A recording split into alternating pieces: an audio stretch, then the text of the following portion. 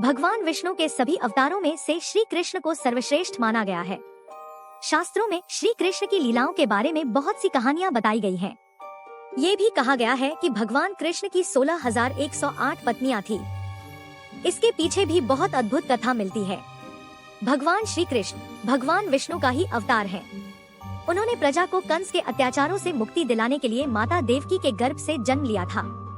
उनके जन्म के समय को पूरे भारतवर्ष में कृष्ण जन्माष्टमी के रूप में मनाया जाता है। सबसे ज्यादा सवाल इस बात को लेकर उठते हैं कि क्या सच में भगवान श्री कृष्ण की 16,108 पत्नियां थीं? तो चलिए जानते हैं इसका उत्तर। धार्मिक शास्त्रों के अनुसार भगवान श्री कृष्ण की 8 पत्नियां थीं।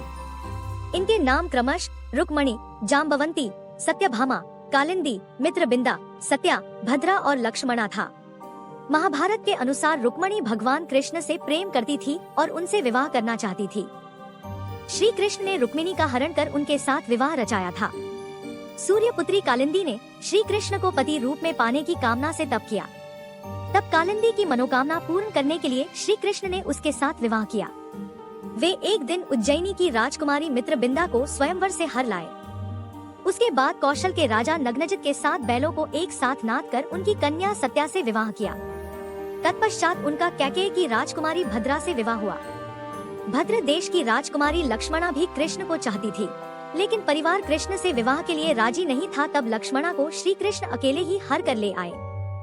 पौराणिक कथाओं के अनुसार एक बार भूमासुर ने अमर होने के लिए 16,000 कन्याओं की बलि देने का निर्णय किया था। भूमासुर ने बलि देने के उद्देश्य से 16,000 कन्याओं को बंदी बनाकर एक कारागार में डाल रखा था। तब भगवान श्री कृष्ण ने नरकासुर का वध किया और उन सभी कन्याओं को कैद से मुक्त कराया।